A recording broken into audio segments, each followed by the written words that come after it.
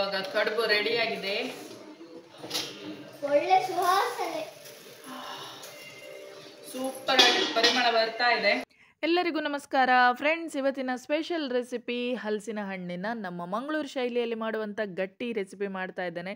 ಹಲಸಿನ ಹಣ್ಣಿನ ಕಡುಬು. ಹಲಸಿನ ಹಣ್ಣು ಅಂತ ಹೇಳಿದ್ರೆ ಎಲ್ಲರ ಬಾಯಲ್ಲೂ ನೀರು ಬರುತ್ತೆ. ಹಲಸಿನ ಹಣ್ಣುಗಳ ರಾಜ ಅಂತ ಕೂಡ ಹೇಳ್ಬೋದು. ಯಾಕಂದರೆ ನಾವು ಹಲಸಿನ ಹಣ್ಣನ್ನು ತಂದು ಅಡಗಿಸಿಟ್ರೂ ಕೂಡ ಅದೊಂದು ಪಕ್ಕದ ಮನೆಯವರಿಗೆ ಗೊತ್ತಾಗುವಂಥ ಒಂದು ಹಣ್ಣು. ಯಾಕಂದರೆ ಅದರ ಪರಿಮಳ ಅಂತೂ ಸಾಧಾರಣ ಮೈಲಿಗಟ್ಟಲೆವರೆಗೂ ಹೋಗುತ್ತೆ. ಅಷ್ಟೊಂದು ಸುವಾಸನ ಭರಿತವಾದ ಹಲಸಿನ ಹಣ್ಣಿನ ಇಡ್ಲಿ ಅದೇ ರೀತಿ ಗಟ್ಟಿ ಮಾಡಿ ಅದಕ್ಕೊಂದು ಸ್ವಲ್ಪ ಮೇಲ್ಗಡೆ ತುಪ್ಪ ಹಾಕಿ ಅಂತೂ ತಿನ್ನಬೇಕು. ಸ್ವರ್ಗ ಸಖತ್ತಾಗಿರುತ್ತೆ. ಬಿಸಿ ಬಿಸಿ ಹಲಸಿನ ಹಣ್ಣಿನ ಗಟ್ಟಿ ರೆಡಿಯಾಗಿದೆ. ಹೇಗಾಗಿದೆ ಅಂತ ಹೇಳಿ. ಸ್ಮೂತ್ ಆಗಿದೆ. ಹೇಗುಂಟು? ಮನೆಯಲ್ಲಿ ಹಲಸಿನ ಹಣ್ಣು ತಂದರೆ ಸಡನ್ನಾಗಿ ಕಡುಬು ಏನಾದರೂ ಮಾಡ್ಕೊಳ್ಳೋಣ ಅಂತ ಹೇಳಿದರೆ ಎಲೆ ಇಲ್ಲ ಅಂದರೆ ಪರವಾಗಿಲ್ಲ, ಬಾಳೆ ಎಲೆ ತಂದೆ ಎಲೆ, ಸಾಗುವಾನಿ ಎಲೆ ಯಾವುದಿಲ್ಲ ಅಂದರೂ ಪರವಾಗಿಲ್ಲ, ಇಡ್ಲಿ ತಟ್ಟೆ ಇರುತ್ತಲ್ವ ಅದರೆಲ್ಲ ಹಿಟ್ಟನ್ನು ಹಾಕಿ ಇಡ್ಲಿ ಮಾಡಿದ್ರಂತೂ ಅದ್ಭುತವಾಗಿರುತ್ತೆ. ಅದು ಕೂಡ ನಾನಿವತ್ತು ನಮ್ಮ GSB ಕೊಂಕಣಿ ಶೈಲಿಯ ಒಂದು ರೆಸಿಪಿ ನಿಮ್ಮ ಜೊತೆ ಶೇರ್ ಮಾಡ್ತಾ ಇದ್ದೇನೆ. ನಾವು ಹಲಸಿನ ಹಣ್ಣಿನ ಗಟ್ಟಿ ಆದರೆ ಯಾವ ರೀತಿ ಮಾಡ್ತೇವೆ ಅಂತ ಈ ರೀತಿ ನಿಮಗೆ ಸಾಧಾರಣ ಮಂದಿಗೆ ಗೊತ್ತಿರಲಿಕ್ಕಿಲ್ಲ ಅಂತ ಕೂಡ ಅಂದ್ಕೊಳ್ತೇನೆ. ಹಾಗೆ ಎಲೆ ಎಲ್ಲ ತಂದಿಲ್ಲಿ ರೆಡಿಯಾಗಿದೆ. ಇನ್ನು ತೊಳೆದು ಒಂದು ಒಳ್ಳೆ ಹಲಸಿನ ಹಣ್ಣಿನ ಗಟ್ಟಿಯನ್ನು ಮಾಡುವ. ನನಗೆ ಹಲಸಿನ ಹಣ್ಣನ್ನು ಇವರೆಲ್ಲ ಬಿಡಿಸಿ ಕೊಟ್ಟಿದ್ದಾರೆ.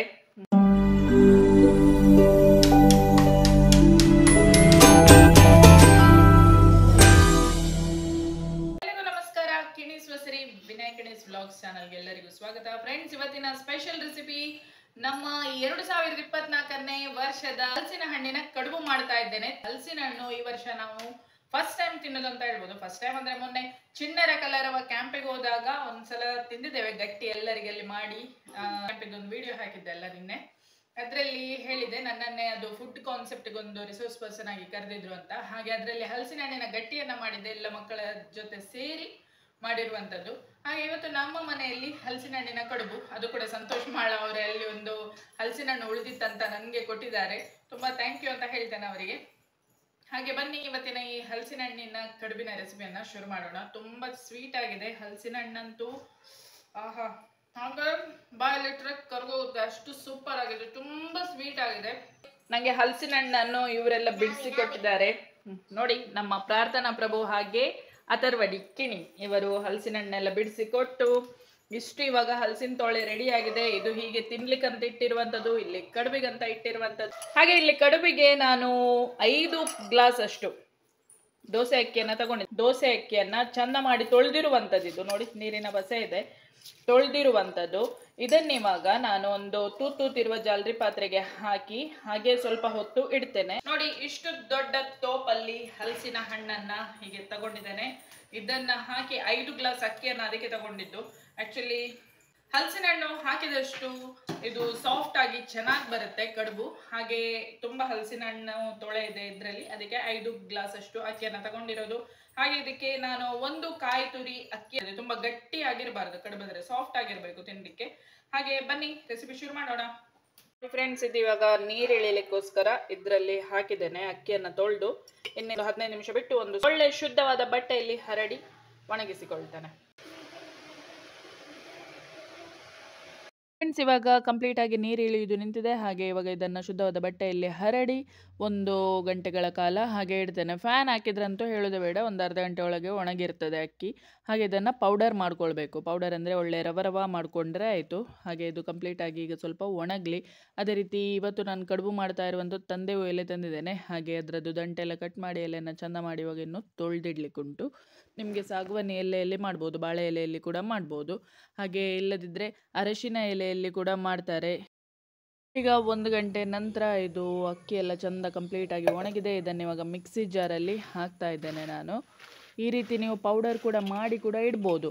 ನಾನು ಬೆಳ್ತಿಗೆ ಹಾಕಿದ್ದು ಪುಂಡಿ ಮಾಡೋದಾದರೆ, ಪುಂಡಿಗಸಿ ನಿಮಗೆ ಕುಚ್ಚಲಕ್ಕಿದು ಪುಂಡಿ ನೋಡಿದ್ದೀರಿ, ಹಾಗೆ ಬೆಳ್ತಿಗೆದು ಮಾಡೋದಾದರೆ ಇದೇ ರೀತಿ ಅಕ್ಕಿಯನ್ನು ಈ ರೀತಿ ಸ್ವಲ್ಪ ತೊಳೆದು ಒಣಗಿಸ್ಕೊಳ್ಬೇಕು ಮಾತ್ರ. ಒಣಗಿಸಿ ಈ ರೀತಿ ರವ ಮಾಡಿ ಇಟ್ಕೊಂಡ್ರೆ ನಿಮಗೆ ಡಬ್ಬದಲ್ಲಿಟ್ಟರೆ ಯಾವಾಗ ಬೇಕಾದರೂ ಯೂಸ್ ಮಾಡ್ಬೋದು. ಹಾಗೆ ಅದರಲ್ಲಿ ಪುಂಡಿ ಮಾಡ್ಬೋದು, ಕಡುಬು ಕೂಡ ಮಾಡಲಿಕ್ಕೆ ಆಗ್ತದೆ. ಹಾಗೆ ಈಗ 1 ಟ್ರಿಪ್ ಆಯಿತು. ಸೆಕೆಂಡ್ ಟ್ರಿಪ್ ನೋಡಿ ಇನ್ನೊಮ್ಮೆ ಹಾಕ್ತಾ ಇದ್ದಾನೆ ಮಿಕ್ಸಿ ಜಾರಲ್ಲಿ. ಬಟ್ ಕಂಪ್ಲೀಟಾಗಿ ನಮ್ಮ ಇಡ್ಲಿ ರವೆ ಅಕ್ಕಿ ರವೆ ಇರುತ್ತಲ್ವಾ, ಅದಕ್ಕೆ ರವ ಮಾಡಿಕೊಂಡ್ರೆ ಆಯಿತು. ತುಂಬ ನೈಸ್ ಮಾಡಲಿಕ್ಕೆ ಬಾರ್ದು ಕಡುಬು ಮಾಡುವಾಗ, ಆವಾಗ ಚೆನ್ನಾಗಿರುತ್ತೆ. ಮುಳ್ಳು ಸೌತೆದು ಕಡುಬು ಕೂಡ ಇದೇ ರೀತಿ ಮಾಡ್ಬೋದು ನೀವು. ಹೀಗೆ ಮುಳ್ಳು ಸೌತೆಯನ್ನು ತುರಿದು ಹಾಕಿ ಈ ರೀತಿ ರವ ರವ ಮಾಡಿರುವ ಅಕ್ಕಿ ಜೊತೆ ಮಿಕ್ಸ್ ಮಾಡಿ ಕಾಯಿ ತುರಿ ಎಲ್ಲ ಹಾಕಿ ಬೆಲ್ಲ ಎಲ್ಲ ಹಾಕಿ ಮಾಡ್ಬೋದು.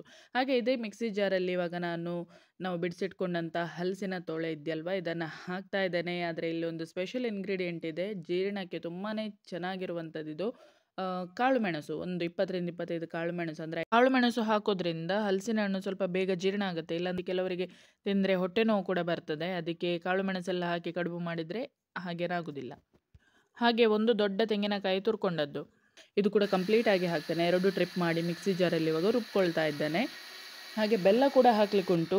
ಹಲಸಿನ ತೊಳೆ ಕೂಡ ತುಂಬಾ ಸ್ವೀಟ್ ಆಗಿದೆ. ಹಾಗೆ ನಿಮ್ಮ ಸಿಹಿಗೆ ಅನುಸಾರವಾಗಿ ನಿಮಗೆ ಬೆಲ್ಲ ಎಷ್ಟು ಬೇಕಂತ ಹಾಕ್ಕೊಳ್ಳಿ. ಇವಾಗ ಪೌಡ್ರ್ ಮಾಡಿ ಒಂದು ಪಾತ್ರೆಯಲ್ಲಿ ಶಿಫ್ಟ್ ಮಾಡಿರೋದಿದೆಯಲ್ವ ಅಕ್ಕಿಯನ್ನು, ಅದಕ್ಕೆ ನಾನು ರುಬ್ಬಿರುವಂಥ ಈ ಮಿಶ್ರಣ ಇದೆ. ಕಾಳು ಮೆಣಸು, ಅದೇ ರೀತಿ ಕಾಯಿ ತುರಿ, ಹಾಗೆ ಹಲಸಿನ ತೊಳೆ, ಅದೇ ರೀತಿ ಇವಾಗ ರುಚಿಗೆ ಉಪ್ಪನ್ನು ಸೆಕೆಂಡ್ ಟ್ರಿಪ್ಪಲ್ಲಿ ಹಾಕ್ತಾ ಇದ್ದೇನೆ. ಸಿಹಿ ತಿಂಡಿಗೆ ಉಪ್ಪು ಸ್ವಲ್ಪ ಕಡಿಮೆ, ಸ್ವಲ್ಪ ಹದ ಹಾಕ್ಕೊಳ್ಳಿ, ತುಂಬ ಬೇಡ. ಹಾಗೆ ಇದನ್ನು ಹಾಕಿ ರುಬ್ಬಿ ತರ್ತೇನೆ. ಅದೇ ರೀತಿ ಅದಕ್ಕೆ ನಾನಿವಾಗ ಬೆಲ್ಲದ ಪುಡಿ ನಾನಿಲ್ಲಿ ಯೂಸ್ ಮಾಡ್ತಾ ಇದ್ದೇನೆ. ಪ್ಯೂರ್ ಆದ ಆರ್ಗ್ಯಾನಿಕ್ ಬೆಲ್ಲ ಇದೆ. ಇದೊಂದು 7-8 ಸ್ಪೂನಷ್ಟು ಹಾಕ್ತೇನೆ. ತುಂಬ ಸಿಹಿ ಇದೆ, ಆದರೆ 5 ಗ್ಲಾಸ್ ಅಕ್ಕಿ ಹಾಕಿರೋದ್ರಿಂದ ಬೇಕಾಗ್ತದೆ ಇಷ್ಟು ಸಿಹಿ. ಹಾಗೆ ಇಲ್ಲಿವಾಗ ನೋಡಿ, ಇದಕ್ಕೆ ನೀರೆಲ್ಲ ಏನು ಹಾಕದೆ ರುಬ್ಬಿದ್ದು. ಯಾಕಂದರೆ ಹಲಸಿನ ತೊಳೆ ರುಬ್ಬಬೇಕಾದ್ರೆ ನೀರು ಬಿಟ್ಕೊಂಡು ಒಳ್ಳೆ ನುಣ್ಣಗಾಗುತ್ತೆ. ಅದು ನೀರು ಹಾಕೋದು ಬೇಡ. ಕಡುಬು ಅಂತೇಳಿ ನಾವು ಎಲೆಯಲ್ಲಿ ಸ್ಪ್ರೆಡ್ ಮಾಡಿ ಹಾಕೋದ್ರಿಂದ ಅದು ನೀರು ಬಿಟ್ಕೊಂಡು ನಮಗೆ ತುಂಬ ನೀರಾದರೂ ಕೂಡ ಅದು ಕಡುಬು ಮಾಡಲಿಕ್ಕೆ ಆಗೋದಿಲ್ಲ. ಎಲೆಯಿಂದ ಎಲ್ಲ ಹಿಟ್ಟು ಹೊರಗಡೆ ಬಂದುಬಿಡುತ್ತೆ. ಅದಕ್ಕೆ ಹಿಟ್ಟು ಗಟ್ಟಿಯಾಗಿದ್ರೇ ಒಳ್ಳೆಯದು. ನೋಡಿ, ಕನ್ಸಿಸ್ಟೆನ್ಸಿ ಇಷ್ಟು ಹಾಕಿದ ತಕ್ಷಣ ಇಳ್ಕೊಂಡು ಹೋಗಬಾರ್ದು, ಹೀಗೆ ಬಿದ್ದರೆ ಪರವಾಗಿಲ್ಲ. ಚೆಂದ ಮಾಡಿ ಮಿಕ್ಸ್ ಮಾಡಿದ ಈ ಮಿಶ್ರಣವನ್ನು ಒಂದು 5-10 ನಿಮಿಷ ಹಾಗೆ ಇಟ್ಟು ಆಮೇಲೆ ಕಡುಬು ಮಾಡ್ಕೊಳ್ಳಿ. ಇದೇ ರೀತಿ ಫ್ರೆಂಡ್ಸ್, ಹಲಸಿನ ಹಣ್ಣಿನ ದೋಸೆ ಕೂಡ ಮಾಡಲಿಕ್ಕೆ ಆಗ್ತದೆ. ಇನ್ನೊಂದಿನ ತೋರಿಸ್ತಾನೆ. ಎಲ್ಲ ಚೆಂದ ಮಾಡಿ ತೊಳೆದಿಟ್ಟಾಗಿದೆ. ಹಾಗೆ ಇಲ್ಲಿ ಹಿಟ್ಟು ಕೂಡ ಒಂದು 5-10 ನಿಮಿಷ ಆಗಿದೆ.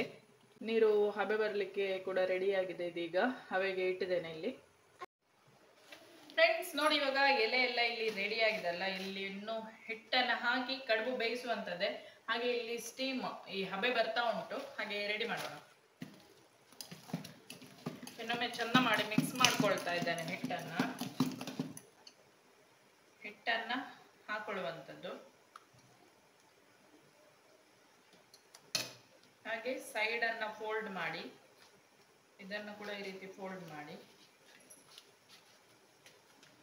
ಇವಾಗ ಇಡ್ಲಿ ಪಾತ್ರೆಯಲ್ಲಿ ನೀರು ಹಬೆಗೆ ಇಟ್ಟದಿದೆಯಲ್ವ, ಅದು ಕರೆಕ್ಟ್ ಹಬೆ ಬಂದ ಮೇಲೆ ಕಡುಬನ್ನು ಬೇಯಿಸ್ಲಿಕ್ಕೆ ಇಡಬೇಕು. ಇಡ್ಲಿ ಪಾತ್ರೆಯಲ್ಲಿ ನಾವು ಕಡುಬನ್ನು ಇಡ್ತೇವಲ್ವ ಹಬೆ ಬಂದ ನಂತರ, ಆಮೇಲೆ ಅದು ಒಂದು 30 ನಿಮಿಷ ಆದರೂ ಬೇಯಬೇಕು. ಅರ್ಧ ಗಂಟೆಯಲ್ಲಿ ಬೆಂದರೆ ಕಡುಬು ಚೆನ್ನಾಗಿ ಬೆಂದಿರ್ತದೆ. ಸೈಡ್ ಫೋಲ್ಡ್ ಮಾಡಿ, ಇದನ್ನು ಹೀಗೆ ಫೋಲ್ಡ್ ಮಾಡಿ, ನೆಕ್ಸ್ಟ್ ಈ ರೀತಿ ಇಲ್ಲಿ ಸೈಡಿಗೆ ಗ್ಯಾಪ್ ಇರುತ್ತಲ್ಲ, ಅಲ್ಲಿ ಒಳಗಡೆ ಹಾಕಿದರೆ ಆಯಿತು. ಹೀಗೆ ಫ್ರೆಂಡ್ಸ್, ಇವಾಗ ಕಡುಬೆಲ್ಲ ಈ ರೀತಿ ಪೋಟ್ಲಿಯಾಗಿ ಮಾಡಿ ಆಯಿತು. ಇನ್ನು ಇದನ್ನು ಬೇಯಿಸ್ಲಿಕ್ಕೆ ಇಡ್ತಾ ಇದ್ದೇನೆ. ನಾನು ತಗೊಂಡಿದ್ದು ಸಾಧಾರಣ ಒಂದು 60-70 ಹಲಸಿನ ತೊಳೆ ಇರ್ಬೋದು ಅದರಲ್ಲಿ. ಹಾಗೆ ಒಂದು 5 ಗ್ಲಾಸ್ ಅಷ್ಟು ಅಕ್ಕಿಯನ್ನು ಹಾಕಿದ್ದು. ಹಲಸಿನ ಹಣ್ಣು ಹಾಕಿದಷ್ಟು ಸಾಫ್ಟಾಗಿ ಬರುತ್ತೆ ಕಡುಬು. 1 ಗ್ಲಾಸ್ ಇದ್ದು ನೀವು ಕಡುಬು ಮಾಡೋದಾದರೆ ಸಾಧಾರಣ ಒಂದು 15 ಹಲಸಿನ ತೊಳೆ ಆದರೂ ಬೇಕು. ಫ್ರೆಂಡ್ಸ್, ನಿಮಗೇನಾದರೂ ಸಪೋಸ್ ಎಲೆ ಸಿಕ್ಕಿಲ್ಲ ಅಂದರೆ ಪರವಾಗಿಲ್ಲ, ಇಡ್ಲಿ ತಟ್ಟೆ ಇದ್ದರೆ ಅದರಲ್ಲೇ ಹಿಟ್ಟನ್ನು ಹಾಕಿಬಿಟ್ಟು ಇಡ್ಲಿ ಮಾಡಿ ಸೂಪರ್ ಆಗಿರುತ್ತೆ ಹಲಸಿನ ಹಣ್ಣಿನ ಇಡ್ಲಿ. ಇವಾಗ ಕಡುಬು ರೆಡಿಯಾಗಿದೆ. ಒಳ್ಳೆ ಸುವಾಸನೆ, ಸೂಪರ್ ಆಗಿ ಪರಿಮಳ ಬರ್ತಾ ಇದೆ. ಮಾಡಿದ್ದು ಇಡ್ಲಿ ಸಹ ಮಾಡಿದ್ದೇನೆ ನೋಡ. ಎಲೆ ಸಿಗದಿದ್ರೆ ಇಡ್ಲಿ ಮಾಡಿ. ಫ್ರೆಂಡ್ಸ್, ಇವಾಗ ಕಡುಬು ತೆಗಿವ, ಬಟ್ ಸಖತ್ ಬಿಸಿ ಇದೆ. ಗ್ಯಾಸಿಂದ ತೆಗೆದದ್ದಲ್ಲ, ಮತ್ತೆ ಬಿಸಿ ಇರಲಿ. ನನಗೆ ಹಿಂದ್ಗಡೆ ಕಮೆಂಟ್ರಿ ಕೊಡ್ಲಿಕ್ಕೆ ಅಲ್ಲಿ ಪ್ರಾರ್ಥನಾ ಪ್ರಭು ನಿಂತಿದ್ದಾರೆ. ಗ್ಯಾಸಲ್ಲಿ ಮಾಡಿದಲ್ಲ ಬಿಸಿ ಇರದೆ ಇರ್ತದ ಅಂತ ಅವಳು ನನಗೆ ಹೇಳುದು. ಪರವಾಗಿಲ್ಲವಾ, ಗ್ಯಾಸಲ್ಲಾದರೆ ನಾವು ಹೀಗೆ ಸಹ ತೆಗಿತೇವೆ. ರೆಡಿಯಾಗಿದೆ ಬಿಸಿ ಬಿಸಿ ಕಡುಬು. ಫ್ರೆಂಡ್ಸ್, ಇವಾಗ ಬಿಸಿ ಬಿಸಿ ಇಡ್ಲಿ, ಅದೇ ರೀತಿ ಬಿಸಿ ಬಿಸಿ ಹಲಸಿನ ಹಣ್ಣಿನ ಕಡುಬು ರೆಡಿಯಾಗಿದೆ. ನಾನು ಪ್ರಾರ್ಥನಾ ಟೇಸ್ಟ್ ಮಾಡ್ಲಿಕ್ಕೆ ಕಾಯ್ತಾ ಇದ್ದೇವೆ. ನೋಡಿ, ಈಗ ತಂದೆ ಎಲೆಯಲ್ಲಿ ಮಾಡಿರುವಂಥ ಕಡುಬು ಕಲರ್ ಸ್ವಲ್ಪ ಹೀಗೆ ಬರುತ್ತೆ. ಬಟ್ ಸಾಗವಾನಿ ಎಲೆಯಲ್ಲಂತೂ ಮಾಡಿದರೆ ತುಂಬ ಕೆಂಪಾಗಿ ಬರುತ್ತೆ ಕಡುಬಿನ ಕಲರ್. ಮತ್ತು ಪರಿಮಳ ಕೂಡ ತುಂಬ ಚೆನ್ನಾಗಿರುತ್ತೆ. ಈ ಎಲೆಗಳೆಲ್ಲವೂ ನಮ್ಮ ಹಿರಿಯವರು ಇದರಲ್ಲೆಲ್ಲ ಕಡುಬು ಇದೆಲ್ಲ ಮಾಡುವಂಥದ್ದು. ಅಂದರೆ ಆರೋಗ್ಯಪೂರ್ವಕವಾಗಿರುವಂಥ ಎಲೆಗಳಿದೆಲ್ಲ ಕೂಡ. ಮೊಬೈಲ್ ಆಟೋ ಫೋಕಸ್ಗೆ ನಿಮಗೆ ಕ್ರೀಮ್ ಕಲರ್ ಆಗಿ ಕಾಣ್ತಾ ಇದೆ, ಬಟ್ ಕ್ಲೋಸಪ್ಪಲ್ಲಿ ನೋಡಿ ಸ್ವಲ್ಪ ಲೈಟಾಗಿ ರೆಡ್ಡಿಶ್ ಕಲರ್ ಬಂದಿದೆ. ಒಳ್ಳೆ ಪರಿಮಳ ಬರ್ತಾ ಉಂಟು. ಬಿಸಿ ಬಿಸಿ ಇರುವಾಗಲೇ ಈ ಕಡುಬು ಇಲ್ಲ ಇಡ್ಲಿಗೆ ಸ್ವಲ್ಪ ತುಪ್ಪ ಹಾಕಿ ತಿಂದರೆ ಅಂತೂ ಸಖತ್ತಾಗಿರುತ್ತೆ ನೋಡಿ. ಒಳ್ಳೆ ಸಾಫ್ಟ್ ಆಗಿದೆ ಇಡ್ಲಿ ಕೂಡ ನೋಡಿ, ನಿಮಗೆ ನೋಡಿದ್ರೇ ಗೊತ್ತಾಗಿರ್ಬೋದು ಇಲ್ಲಿ. ಹಾಗೆ ಇದಕ್ಕೆ ಇವಾಗ ನಾನು ಸ್ವಲ್ಪ ತುಪ್ಪ ಹಾಕ್ತೇನೆ. ತುಪ್ಪ ಹಾಕಿ ಟೇಸ್ಟ್ ಮಾಡುವ. ಬಿಸಿ ಇರಬೇಕಾದ್ರೆ ತುಪ್ಪ ಹಾಕಿದ್ರೆ ಅಂತೂ ಮಸ್ತಾಗಿರುತ್ತೆ. ಒಮ್ಮೆ ಖಂಡಿತ ಹಲಸಿನ ಹಣ್ಣು ತಂದರೆ ಮನೇಲಿ ಈ ರೆಸಿಪಿಯನ್ನು ಟ್ರೈ ಮಾಡಿ. ಇಡ್ಲಿ ತಟ್ಟೆ ಅಂತೂ ಎಲ್ಲರ ಮನೇಲೂ ಇರುತ್ತೆ ನೋಡಿ. ಫ್ರೆಂಡ್ಸ್, ಇವಾಗ ಪ್ರಾರ್ಥನಾ ಪ್ರಭು ಅವರು ಇದ್ದಾರೆ. ಅವರು ಇವಾಗ ಇದನ್ನು ಟೇಸ್ಟ್ ಮಾಡ್ತಾ ಇದ್ದಾರೆ ಇಲ್ಲಿ ಬಿಸಿ ಉಂಟು, ಬಿಸಿ ಸೈಡಲ್ಲಿ. ಹಾಂ, ಹೇಗಾಗಿದೆ ಅಂತ ಹೇಳಿ. ಸ್ಮೂತ್ ಆಗಿದೆ. ಹೇಗುಂಟು? ಸೂಪರ್. ಅಂದರೆ ಟೇಸ್ಟ್ ಸಿಹಿ ಉಂಟು ಮತ್ತೆ ಸಾಫ್ಟ್ ಉಂಟು. ಅಜ್ಜೆಲ್ಲ ಇದ್ದಾರಲ್ಲ ಅವರಿಗೆ ತಿನ್ಲಿಕ್ಕೆ ಈಸಿ. ಎಲ್ಲದ್ದು ಅದು ಟೇಸ್ಟ್ ಎಲ್ಲ ಒಳ್ಳೇದುಂಟು. ಪರಿಮಳವಾ? ಮೊನ್ನೆ ಕ್ಯಾಂಪಲ್ಲಿ, ಸಮ್ಮರ್ ಕ್ಯಾಂಪಲ್ಲಿ ಮಾಡಿದಕ್ಕಿಂತ ಒಳ್ಳೇದಾಗಿದಾ? ಅದರಲ್ಲಿ ಸ್ವಲ್ಪ ತಣ್ಣಗಿತ್ತು, ಇಲ್ಲಿ ಸ್ವಲ್ಪ ಬಿಸಿ ಬಿಸಿ. ಅಂದರೆ ನಾನು ಮಧ್ಯಾಹ್ನ ಮಾಡಿ 1-2 ಅಷ್ಟೊತ್ತಿಗೆ ಮಾಡಿದ್ದು. ಅವರು ಹಂಚಾಗ 3:30 ಆಗಿರ್ಬೋದು. ಇದೀಗ ಬಿಸಿ ಬಿಸಿ ಅಲ್ಲ, ಹಾಗೆ ಟೇಸ್ಟ್ ಸೂಪರ್ ಆಗಿದೆಲ್ಲ. ಓಕೆ, ನಾನು ಕೂಡ ಒಂದು ಟೇಸ್ಟ್ ಮಾಡಿ ಹೇಳ್ತೇನೆ.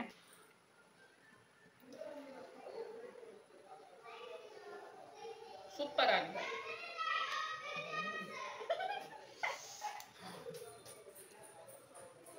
ತುಪ್ಪ ಅಂತೂ ಹಾಕಿ ತಿಂದರೆ ಅಲ್ಟಿಮೇಟ್ ಆಯ್ತಾ, ಸ್ವರ್ಗ ಅಂತ ಹೇಳ್ಬೋದು. ಅಷ್ಟು ಸಖತ್ತಾಗಿದೆ. ಸೂಪರ್ ಆದ ಕಡುಬು ರೆಡಿ ಆಗಿದೆ. ಆಹಾ, ಟಾಪ್. ತಿಂದರೆ ತಿಂತಾನೆ ಇರ್ಬೇಕು ಅಂತ ಅನ್ಸುತ್ತೆ, ಅಷ್ಟು ಸಖತ್ತಾಗಿದೆ. ಅದು ರವ ಮಾಡಿರೋದ್ರಿಂದ ಅದೊಂಥರ ರವನೇ ಇದು. ಕಡುಬು ನೈಸ್ ಆಗಿ ರುಬ್ಬಿದ್ರೆ ಒಂಥರ ಗಟ್ಟಿ ಕಲ್ಲಿನ ಥರ ಇರ್ತದೆ. ರವ ಮಾಡೋದ್ರಿಂದ ಒಳ್ಳೆ ಸೂಪರ್ ಆಗಿದೆ. ನೀವು ಕೂಡ ಇದೇ ರೆಸಿಪಿಯನ್ನು ಈ ರೀತಿ ಖಂಡಿತ ಟ್ರೈ ಮಾಡಿ, ಮತ್ತು ಕಮೆಂಟ್ಸ್ಗಳನ್ನು ತಿಳಿಸಿ. ಪೆಪ್ಪರ್ ಎಲ್ಲ ಹಾಕಿರೋದ್ರಿಂದ ಅದರ ಫ್ಲೇವರ್ ಬರ್ತಾ ಇದೆ. ಹಾಗೆ ಕಾಳು ಮೆಣಸು ಜೀರ್ಣಕ್ಕೆ ಒಳ್ಳೇದಲ್ವಾ, ಹಾಗೆ ಕಾಳು ಮೆಣಸಿನ ಟೇಸ್ಟ್ ಕೂಡ ಅದ್ಭುತವಾಗಿದೆ. ಸೂಪರ್. ಫ್ರೆಂಡ್ಸ್, ಇವಾಗಲೇ ಕಿಣಿಸುವ ವಿನಯ್ ಕಿಣಿಸ್ ವ್ಲಾಗ್ಸನ್ನು ಸಬ್ಸ್ಕ್ರೈಬ್ ಮಾಡಿ, ಬೆಲ್ ಐಕನನ್ನು ಪ್ರೆಸ್ ಮಾಡಿದ್ರೆ ನೋಟಿಫಿಕೇಶನ್ ಬರ್ತಾ ಇರುತ್ತೆ. ನೆಕ್ಸ್ಟ್ ಇನ್ನೊಂದು ಒಳ್ಳೆ ರೆಸಿಪಿ ಜೊತೆ ಮತ್ತೆ ಸಿಗ್ತೇನೆ. Thank you.